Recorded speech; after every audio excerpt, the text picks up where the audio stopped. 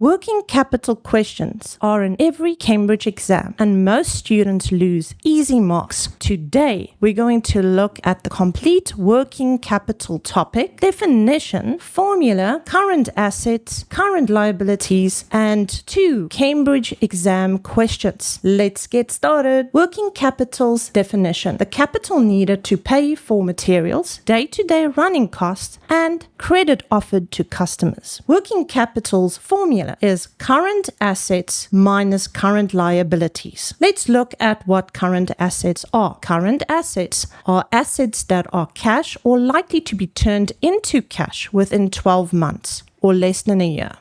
These include bank, cash, trade receivables, also known as debtors, and inventory. A debtor is somebody who owes the business money. Current liabilities are debts that usually have to be paid within 1 year. We have overdrafts, or bank overdraft, trade payables or creditors, people that the business owes money to, short-term loans as well. Let's look at our first question. This is for 4 marks. A small retailer has the following information: inventory, $12,000, cash, $3,500. Debtors, also known as trade receivables, $2,800. Creditors or trade payables, $8,200. Bank overdraft, $1,600. Calculate the business's working capital. So we have to show our working. Here is our formula for working capital. It's current assets minus current liabilities. Let's look at our current assets. So in terms of the question, our current assets are inventory, cash,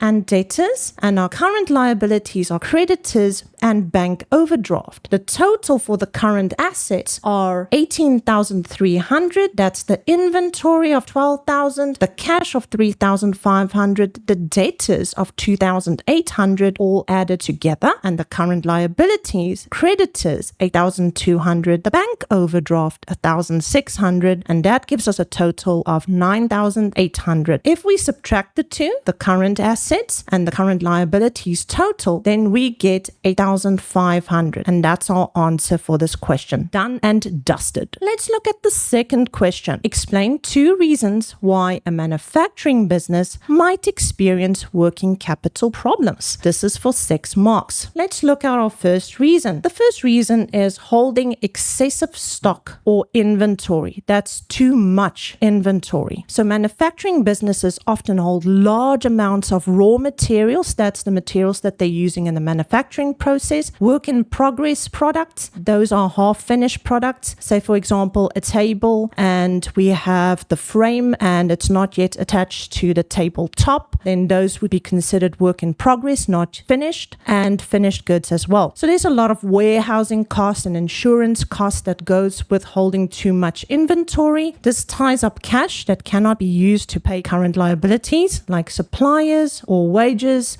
So there's an opportunity cost involved in that. If stock takes a long time to sell or becomes obsolete, the business may struggle to convert it into cash when needed to pay for bills. Now our second reason, offering customers extended credit periods. Manufacturing businesses may offer trade credit, so 30 to 90 days to attract large orders from retailers or wholesalers. A lot of businesses can only pay at the end of the month. If you are a manufacturer and you're not offering trade credit, you might lose out on a lot of sales. So this is a catch-22. You have to offer it, but then by offering the credit, you might not get the money back because some clients might forfeit and not pay, default on the payment. This creates high levels of debtors, meaning money is owed to the business but not yet received. So it's not showing your bank account yet. If customers delay payment or default, not paying you, the manufacturer may not have enough cash to pay its own suppliers and creditors on time. The business might need to tighten their credit control by having debtors clerks on board, actually making sure that the debtors are paying on time. So actually chasing up debtors. So phoning them up, sending them statements, reminding them that they have bills that are outstanding. For those of you interested in these PowerPoint presentations, I will be providing a link in the description to my community. YouTube believes you'd like this other video. Be sure to go and check it out as well. See you in the next one. Bye bye.